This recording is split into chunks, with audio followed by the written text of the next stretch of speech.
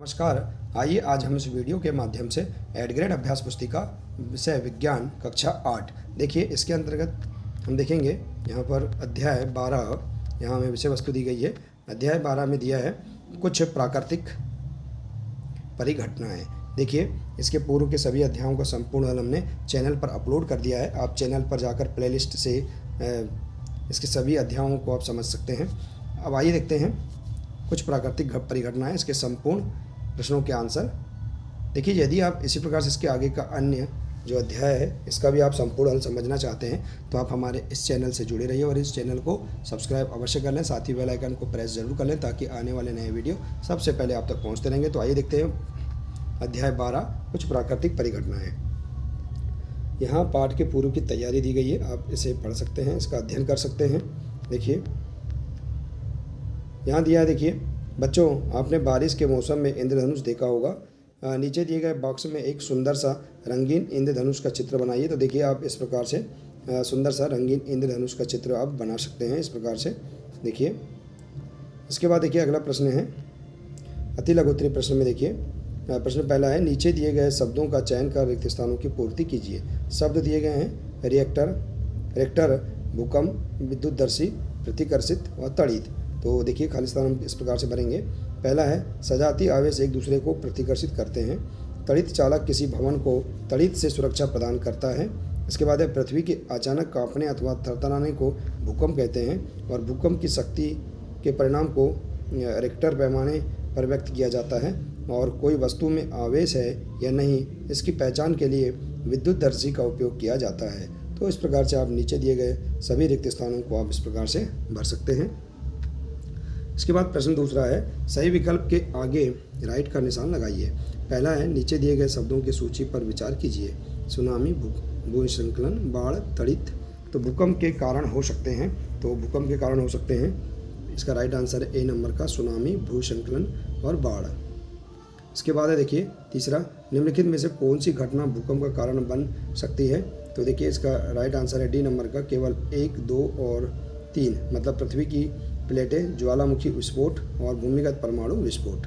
इसके बाद तीसरा है, मान लीजिए कि आप एक कार में हैं और आंधी के साथ बिजली कड़क रही है। निम्नलिखित में से आप अपने आप को संभावित नुकसान से बचाने के लिए सबसे अच्छा तरीका क्या करेंगे। इसका राइट आंसर है पहला नंबर का, कार में रहना, कार में ही रहेंगे। इसके बाद देखिए इसके आगे के अगला देखिए चौथा दिया है यहाँ पर, भूकंप के लिए उत्तरदायी पृथ्वी की प्लेटें पाई जाती हैं। तो इसका राइट आंसर है ए नंबर का, भूपर्पटीय। इसके बाद है पांचवा देखिए, भवन को आकाशीय बिजली से बचाने के लिए तड़ित छड़ कहाँ लगी होती है। इमारत की शीर्ष पर लगी होती है। इसके बाद देखिए अगला यहाँ दिया है अति लघु उत्तरीय प्रश्न। प्रश्न पहला है, भूकंप की शक्ति के परिणाम को किस पैमाने पर व्यक्त किया जाता है। कितने परिणाम का भूकंप अधिक विनाशकारी होता है। तो इसका राइट आंसर देखिए, किसी भूकंप की शक्ति के परिणाम को रिक्टर पैमाने पर व्यक्त किया जाता है। अधिक विनाशकारी भूकंपों का रिक्टर पैमाने पर परिणाम 7 से अधिक होता है। इसके बाद दूसरा, तड़ित से अपनी सुरक्षा के उपायों को लिखिए। तो देखिए इसका राइट आंसर है, उत्तर है, यदि खुले क्षेत्र में हो तो ज़मीन पर सिमट कर नीचे बैठे। दूसरा, यदि वाहन में हो तो वाहन की खिड़की दरवाजे बंद कर लें। तीसरा, स्नान ना करें। चौथा है, विद्युत तारों तथा धातु की बिजली को ना छुएं। इसके बाद है, सर्दियों में स्वेटर उतारते समय चट चट की ध्वनि सुनाई देती है, समझाइए। तो देखिए राइट आंसर है, जब हम सर्दियों में स्वेटर उतारते हैं तो हमारी त्वचा से रगड़ खाता है, जिससे बाल खड़े हो जाते हैं। अत्यधिक आवेश के इकट्ठा होने की वजह से चट चट की ध्वनि के साथ चिंगारी भी दिखाई देती है। वास्तव में यह तड़ित के समान ही एक परिघटना है। इसके बाद देखिए अगला है, भूकंपी क्षेत्र अथवा भ्रंश क्षेत्र किसे कहते हैं। भारत में अति भूकंप आने वाले क्षेत्रों के नाम लिखिए। तो भूकंप प्लेटों की गतियों के कारण उत्पन्न होते हैं, अतः जहाँ प्लेटों की सीमाएं दुर्लभ होती हैं वहाँ भूकंप आने की संभावना अधिक होती है। इन दुर्लभ क्षेत्रों की भूकंपी क्षेत्र अथवा भ्रंश क्षेत्र कहते हैं। इन दुर्लभ क्षेत्रों को भूकंपी क्षेत्र या भ्रंश क्षेत्र कहते हैं। भारत में अति भूकंप क्षेत्र कश्मीर, पश्चिमी तथा केंद्रीय हिमालय में है। इसके बाद देखिए अगला है लघुत्तरीय प्रश्न। देखिए पृथ्वी की संरचना का नामांकित चित्र बनाइए। तो आप पृथ्वी की संरचना का नामांकित चित्र इस प्रकार से बना सकते हैं। देखिए भूपटल, इसके भाग हैं प्रभार, बाहरी कोड, आंतरिक कोड, इस प्रकार से। इसके बाद देखिए अगला प्रश्न है भूपटल में विक्षोभ कैसे उत्पन्न होता है। विक्षोभ पृथ्वी पर किस रूप में दिखाई देता है। तो देखिए इसका राइट आंसर है पृथ्वी की ऊपरी परत को भूपटल कहते हैं। पृथ्वी की यह परत टुकड़ों में विभाजित होती है। प्रत्येक टुकड़ों को प्लेट कहते हैं। ये प्लेट निरंतर गति करती रहती हैं। जब ये एक दूसरे से रगड़ खाती हैं तो इसके कारण भूपटल में विक्षोभ उत्पन्न होता है। यही विक्षोभ पृथ्वी की सतह पर भूकंप के रूप में दिखाई देती है। इसके बाद देखिए अगला है आवेशित गुब्बारा दूसरे आवेशित गुब्बारे को प्रतिकर्षित करता है, जबकि अनावेशित गुब्बारा आवेशित गुब्बारे द्वारा आकर्षित किया जाता है। प्रयोग द्वारा समझाइए। तो देखिए सजातीय आवेश एक दूसरे को प्रतिकर्षित करते हैं, इसलिए आवेशित गुब्बारा दूसरे आवेशित गुब्बारे को प्रतिकर्षित करता है। हम जानते हैं कि आवेशित वस्तु अनावेशित वस्तु को आकर्षित करती है, इसलिए अनावेशित गुब्बारा दूसरे अनावेशित गुब्बारे द्वारा आकर्षित होता है।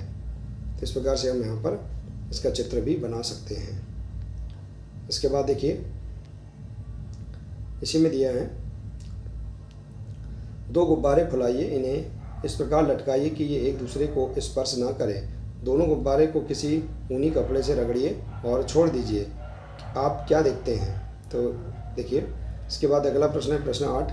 आवेशों की पहचान करने के लिए आप एक सरल विद्युतदर्शी की रचना किस प्रकार करेंगे, बिंदुवार लिखिए। तो देखिए पहला बोतल के मुंह के साइज से कुछ बड़ा गत्ता का टुकड़ा लीजिए, इसमें एक छिद्र बनाइए जिसमें धातु की पेपर क्लिप घुसाई जाती है। इसके बाद दूसरा एल्यूमिनियम की पन्नी की लगभग 4 सेंटीमीटर गुणा 1 सेंटीमीटर साइज की 2 पट्टियाँ काटिए। तीसरा इन्हें पेपर पर लटकाइए। चौथा गत्ते के ढक्कन में पेपर क्लिप को इस प्रकार घुसाइए कि वह गत्ते के लंबवत रहे। इसके बाद अगला प्रश्न दीर्घोत्तरीय प्रश्न देखिए प्रश्न 9वां। तड़ित चालक किसे कहते हैं, यह भवन की सुरक्षा किस प्रकार करते हैं, सचित्र समझाइए। तो देखिए तड़ित चालक एक ऐसी युक्ति है जिसका उपयोग भवनों को तड़ित के प्रभाव से बचाने के लिए किया जाता है। इस किसी भवनों के निर्माण के समय उसकी दीवारों में उस भवन की ऊंचाई से अधिक लंबाई की धातु की छड़ स्थापित कर दी जाती है। इस छड़ का एक सिरा वायु में खुला रखा जाता है तथा दूसरे सिरे को जमीन में काफ़ी गहराई तक दबा देते हैं। धातु की छड़ विद्युत आवेश को जमीन तक पहुंचने के लिए सरल पथ प्रदान करती है। इसके बाद 10वां भूकंप से बचने के लिए निम्न स्थितियों में आप क्या प्रयास करेंगे। तो इसका देखिए आ नंबर, यदि आप घर में हैं तो देखिए राइट आंसर, यदि हम घर पर हैं तो भूकंप के झटके लगने पर हम निम्नलिखित सावधानी बरतेंगे। पहला, किसी मेज के नीचे आश्रय लें तथा झटकों के रुकने तक वहीं रहें। इसके बाद दूसरा है ऐसी ऊंची तथा भारी वस्तुओं से दूर रहें जो आप पर गिर सकती है। तीसरा, यदि आप बिस्तर पर हैं तो उठे नहीं, अपने सिर का तकिए से बचाव करें। इसके बाद है भवनों, वृक्षों तथा विद्युत लाइनों से दूर किसी खुले स्थान को खोजें एवं धरती पर लेट जाएं। यदि आप किसी कार अथवा बस में हैं तो बाहर ना निकलें। ड्राइवर से कहें कि वह धीरे धीरे किसी खुले स्थान पर पहुँचें।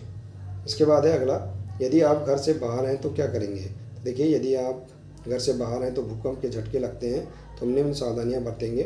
पहला, भवनों, वृक्षों तथा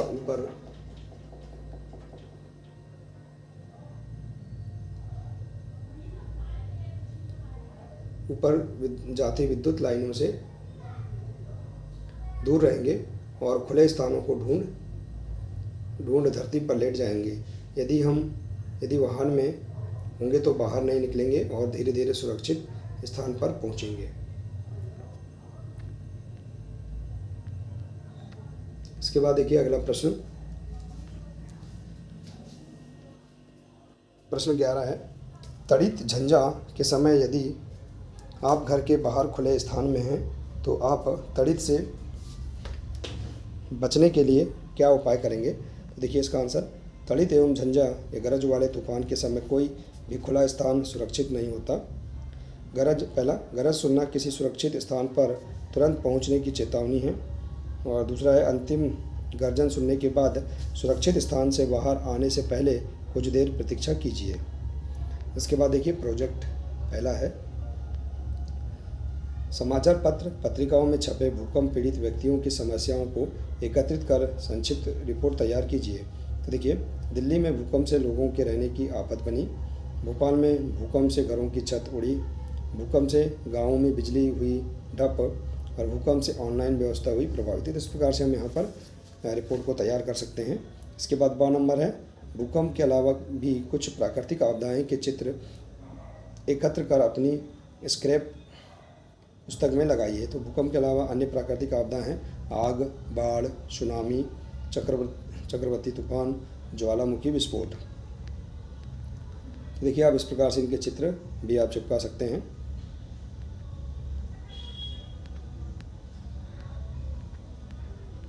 इसके बाद है प्रोजेक्ट 2, प्राकृतिक विनाशकारी परिघटनाएं कौन कौन सी हैं, उनसे जनजीवन किस प्रकार प्रभावित हो सकता है, लिखिए। तो प्राकृतिक विनाशकारी परिघटनाएं भूकंप, भूस्खलन, बाढ़, सूखा, चक्रवात, ज्वालामुखी का फटना व सुनामी आदि।